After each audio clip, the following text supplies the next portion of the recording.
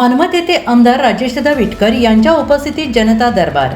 नागरिकांच्या समस्यांचे तातडीनं निवारण करण्याचे प्रशासनाला निर्देश. परभणी प्रतिनिधी रमेश मुलगीर.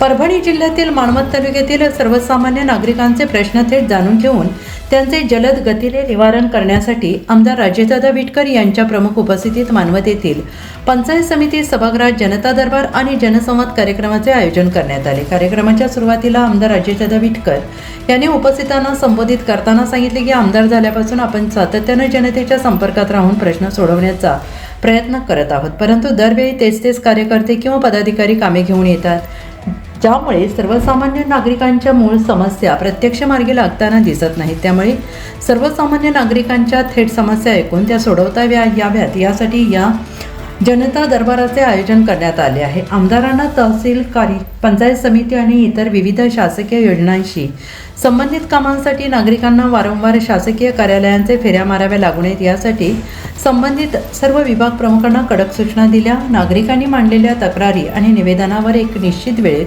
तातडीनं कारवाई करून उकल करावी आणि समाधानकारक मार्ग काढावा असे निर्देश त्यांनी अधिकाऱ्यांना दिले. या कार्यक्रमाला सुरुवातील तालुक्यातील विविध विभागांचे अधिकारी, कर्मचारी, लोकप्रतिनिधी आणि नागरिक मोठ्या संख्येने उपस्थित होते. जनता दरबारामध्ये नागरिकांनी आपल्या विविध समस्या, अडीअडचणी, निवेदने आमदारांसमोर मांडली.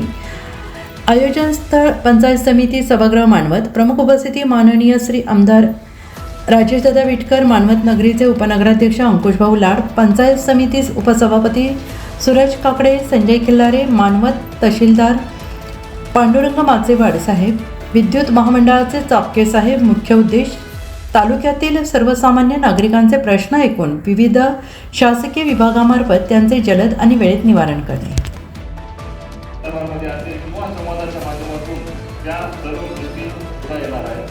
सर्वांना सांगतो, आज तुम्ही आलात की लागेल तुमचा प्रश्न त्या ठिकाणी सोडवला जाणार नाही, पण त्याच्या गोष्टी आपण एक टाइमबॉन्ड त्या सर्व अधिकाऱ्यांना आपण सांगितलेले आहे.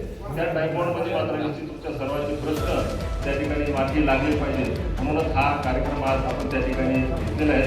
अनेक विषय आहेत, अनेक लोकांचे फोन येतात, प्रत्येकाचे त्या ठिकाणी क्षेत्राच्या तर काहीतरी अडचणी असतात, प्रत्येकाच्या घरकुलाच्या त्या ठिकाणी. खरं तर आपल्या या कार्यक्रमाचा अवधी 11 वाजताचा होता, परंतु काही कारणास्तव यायला विलंब झाल्याबद्दल आपल्या सर्वांची त्या ठिकाणी मी दिलगिरी व्यक्त करतो. आणि जनता दरबार, जनसंवाद आपला सातत्यानं आपण विधानसभेला आमदार झाल्यापासून सातत्यानं जनतेमध्ये राहून आपण जे काही सर्वसामान्यांच्या समस्या आहेत या समस्या सोडवण्यासाठी आपण सातत्यानं प्रयत्न करत आलो. कधी जनता दरबार आपण आयोजित केला जातो. अनेक कार्यकर्ते, अनेक माझ्यासोबत काम करणारे आमचे पदाधिकारी, अनेक लोक सातत्यानं वेगवेगळे कामं घेऊन यायचे. फोनद्वारे असेल, प्रत्यक्ष त्या संबंधित अधिकाऱ्याला बोलून घेऊन असेल, त्या माध्यमातून आपण आजपर्यंत हे सर्व कामं केली. परंतु बऱ्याचदा असं झालेलं की तेच कार्यकर्ते सातत्यानं तेच काम घेऊन त्या ठिकाणी येत असताना त्याचं समाधान मात्र किंवा त्या प्रकरणाचं कुठेतरी मार्गी लागण्याचं काम मला प्रत्यक्षात न दिसल्यामुळे मी सुरुवात केली की आता कार्यकर्त्यांच्या पेक्षा सर्वसामान्य नागरिकांचे सुद्धा त्या ठिकाणी प्रश्न आपण ऐकून घेतले पाहिजे.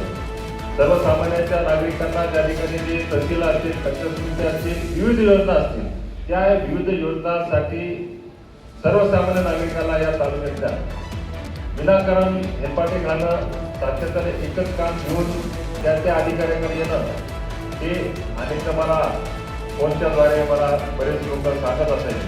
पण आज आपण जनता दरबार यासाठी घेत आहोत की त्या संबंधित नागरिकांचं जे काही मुख्य काम आहे, जे काही प्रश्न आहेत ते आपण या ठिकाणी ऐकून घेतले पाहिजे. आणि इतर जे काही अधिकारी आहेत त्यांच्याकडं कोणाकडे जे काम आहे आपण त्या ठिकाणी त्या संबंधित अधिकाऱ्यांना सांगून तातडीनं ते काम मार्गी लावलं पाहिजे. याच्यासाठी हा जनता दरबार आपण आज आयोजित केलेला आहे. तर निश्चित तुम्हाला सर्वांना सांगतो की तुमचे प्रश्न ऐकल्याच्या नंतर तुमचं निवेदन असेल, तुमच्या अडचणी असतील, त्या इथं ऐकल्याच्या नंतर लागली सोडवल्या जातील किंवा त्याच्यावर त्या प्रश्नावर मात लगेच केली जाईल असं काही नाही आहे. एखाद्या प्रश्नाला उत्तर मिळेपर्यंत किंवा त्या उत्तराला त्या ठिकाणी आपल्या मार्गी लागेपर्यंत काही अवधी निश्चित स्वरूपामध्ये लागू शकतो आणि तो अवधी सुद्धा आपण मर्यादित काळापर्यंत आपण ठेवणार आहोत. एखादं काम आहे 8 दिवसात, 10 दिवसात, 15 दिवसात त्या प्रमाणात झालंच पाहिजे. अशा सुद्धा सक्त ताकीद आणि सक्त सूचना आपण सर्व संबंधित विभाग प्रमुख अधिकाऱ्यांना आजच्या निमित्तानं त्या ठिकाणी देणारच आहोत. आणि माझी सर्व अधिकाऱ्यांना विनंती आहे, तुम्हाला विनंतीपूर्वक सूचना आहे किंवा आपलं कर्तव्य आहे. एखादा सर्वसामान्य नागरिक येतो, त्याचं काम असतं, ते काम आल्याच्या नंतर आपण ऐकून घेणं आणि तातडीनं ते काम सोडवणं ही आपल्या सर्वांची जिम्मेदारी आहे.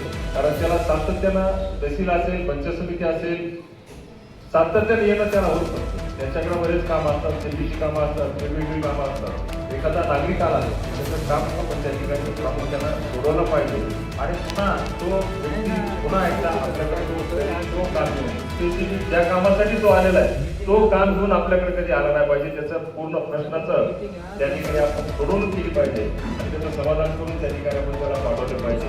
ही अशी सर्व अधिकारी कर्मचारी यांना माझ्याकडनं विनंतीपूर्वक सूचना आहे. आज या जनता दरबारमध्ये किंवा आपला लोक जनता संवाद आहे यामध्ये जे काही नागरिक प्रश्न आपल्याला विचारणार आहेत, त्याच्या ज्या काही समस्या आहेत, माझी सर्वांनाच विनंती आहे की एक टाइम बॉन्ड आपण त्या ठिकाणी दिला पाहिजे. तहसीलदार साहेब असतील, शहराच्या मुख्याधिकारी असतील, गटविकास अधिकारी असतील, त्या सर्वांना तुम्ही एखाद्या नागरिकाला सूचना केली, एखाद्या नागरिकाला प्रश्न विचारला, त्या टाइम बॉन्ड आपण ठरवला पाहिजे आणि त्या टाइम बॉन्डमध्ये आपण संबंधित असं काम त्या ठिकाणी केलंच पाहिजे. ही सुद्धा एक विनंतीपूर्वक सूचना तुम्हाला सर्व विभाग प्रमुखांना आहे. म्हणून अधिक न बोलता सुदैवानं आपला मतदारसंघ फार मोठा मतदारसंघ आहे, 4 तालुक्याची व्याप्ती आहे, 2 उपविभागीय अधिकारी आपल्याला आहेत. आज मॅडम आपल्या 3 तालुक्यासाठी तो परभणीच्या भागासाठी आज उदयसिंह भोसले साहेब आहेत. 4 तहसीलदार आहेत आपल्याकडे आणि त्यात तुम्हाला सर्वांना मला म्हणजे त्यांची स्तुती मी करत नाही, त्या अधिकाऱ्यांची स्तुती मी करत नाही. म्हणजे कामाचा अनुभव व्यक्तिगत पातळीवर मी सांगितल्याच्या नंतर एखाद्या कार्यकर्त्याचं एखाद्या नागरिकाचं काम सांगितलं ते जेवढ्या तत्परतेनं सोडवतात त्या बाबतीत मी त्यांची इथं प्रशंसा किंवा स्तुती करत नाही. पण मला जे व्यक्तिगत वाटतं त्या बाबतीत त्यांची स्तुती किंवा त्यांचं अभिमान मला आहे, त्याचं अभिनंदन मला करावं वाटतं की आपल्याला तिन्ही 4 तहसीलदार अत्यंत चांगल्या पद्धतीने आपले